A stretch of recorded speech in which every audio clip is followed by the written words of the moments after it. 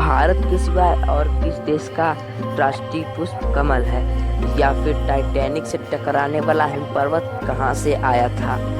या फिर किसने ली थी स्पेस में सबसे पहली फोटो? अगर आप नहीं जानते तो जानने ही वाले हैं अगले कुछ पलों में। लेकिन अगर आप इस चैनल पर नए हैं तो इस चैनल को सब्सक्राइब कर लीजिए और बेल आइकन को प्रेस करके ऑल का ऑप्शन भी सिलेक्ट कीजिए ताकि आपको मिले हमारी वीडियो सबसे पहले।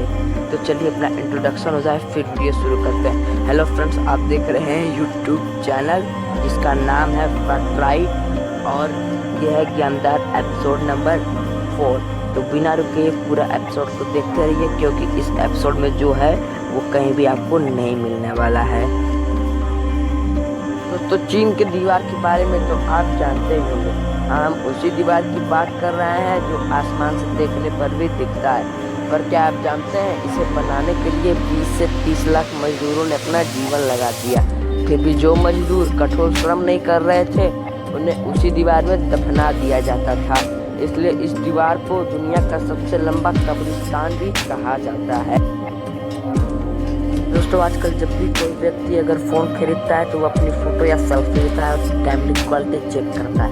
और क्या आप जानते हैं सबसे पहले स्पेस में किसने ली थी सेल्फी? दोस्तों, स्पेस में सबसे पहले 1966 ईस्वी में बज एल्ड्रिन द्वारा खींची गई थी सबसे पहली सेल्फी। और इस सेल्फी को 6 लाख रुपए में नीलाम किया गया था। दोस्तों, इंडिया खेल कूद के मामले में आज बहुत ज़्यादा ही आगे है। पर क्या आप जानते हैं 1950 ईस्वी में भारतीय टीम को फुटबॉल विश्व कप से इसलिए निकाल दिया गया था क्योंकि खिलाड़ियों के पास पहनने के लिए जूते नहीं थे। दोस्तों, टाइटैनिक का तो आप जानते ही होंगे। हम उसी जहाज की बात कर रहे हैं जो अपने ज़माने की सबसे ज़्यादा मजबूत शिप थी और जिसे बनाने के लिए उस ज़माने की हर एक ऊंची टेक्नोलॉजी लगा दी गई थी। पर आप ये भी जानते ही होंगे कि वह एक हिम पर्वत से टकराकर नष्ट हो गई। पर क्या आप ये जानते हैं कि वह हिम पर्वत कहाँ से आया था?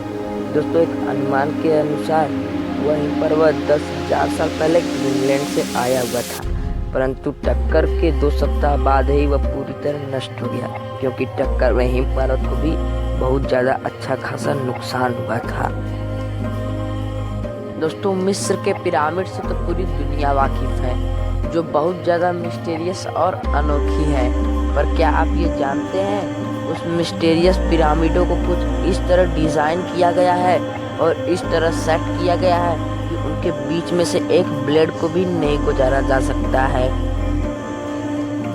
दोस्तों, गूगल जिसे हम हर एंड्रॉयड मोबाइल में देख सकते हैं, दोस्तों उसी गूगल के संस्थापक को प्रारंभ में HTML या हाइपर टेक्स्ट मार्कअप लैंग्वेज नहीं आती थी जो कि वेब पेज डिजाइन करने और बनाने के लिए ज़रूरी थी। यही कारण है कि गूगल का होम पेज बहुत साधारण है।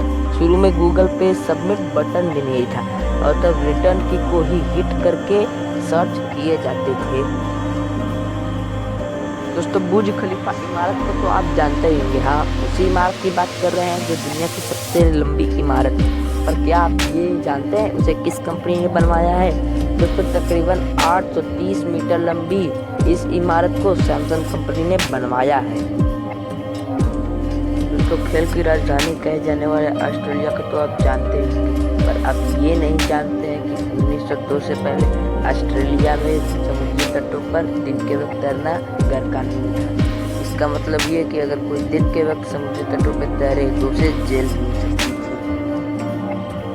दोस्तों, अगर आप नवजात शिशुओं के सामने एक ब्लैक एंड व्हाइट पिक्चर रखेंगे और एक ऐसी इमेज रखेंगे जो कि उसी इमेज की कॉपी हो परंतु वो ब्लैक एंड व्हाइट नहीं हो तो नवजात शिशुओं की वीडियो के बीच में कोई भी अंतर समझ में नहीं आएगा।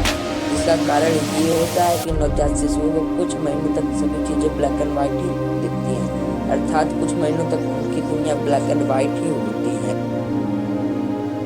दोस्तों, इसमें कोई भी शक नहीं है कि 24 कैरेट सोने को शुद्ध सोना माना जाता है। पर क्या आप जानते हैं 24 कैरेट सोना किसे कहते हैं? दोस्तों, अगर किसी वस्तु में सोने की मात्रा 99.9% हो तो उसे 24 कैरेट सोना माना जाता है और जिस वस्तु में 75% सोना हो उसे 18 कैरेट का सोना माना जाता है और जिस वस्तु में 58.5% सोना हो उसे 14 कैरेट का सोना माना जाता है और जिस वस्तु में 41.7% सोना हो उसे 10 कैरेट का सोना माना जाता है। दोस्तों, प्यारे प्यारे और छोटे छोटे बच्चे जब रोते हैं तो ऐसा लगता है किसी ने सारे घर को उनके सर पर रख दिया। पर क्या आप ये जानते हैं कि ऐसे में जापान में एक क्राइंग सुमो नाम की प्रतियोगिता होती है, जिसमें वो सुमो जीतता है जो बच्चे को बिना मारे रुला दे। दोस्तों, आप ये तो जानते ही होंगे कि आपके देश का राष्ट्रीय पुष्प कमल है। पर क्या आप ये जानते हैं भारत के सिवाय और किस देश का राष्ट्रीय पुष्प कमल है? दोस्तों, भारत के सिवाय एक और भी देश है जिसका राष्ट्रीय पुष्प कमल है, और उस देश का नाम है वियतनाम। यानी कि अगर आप किसी वियतनामवासी से ये पूछेंगे कि आपके देश का राष्ट्रीय पुष्प क्या है, तो आपको उत्तर में ये भी कह सकता है कि जो आपके देश का राष्ट्रीय पुष्प है वही हमारे देश का राष्ट्रीय पुष्प है। अगर आपको वीडियो पसंद आई तो इस वीडियो को लाइक कर दीजिए और ऐसे इंफॉर्मेशनल वीडियोस के लिए इस चैनल को सब्सक्राइब भी कर लीजिए।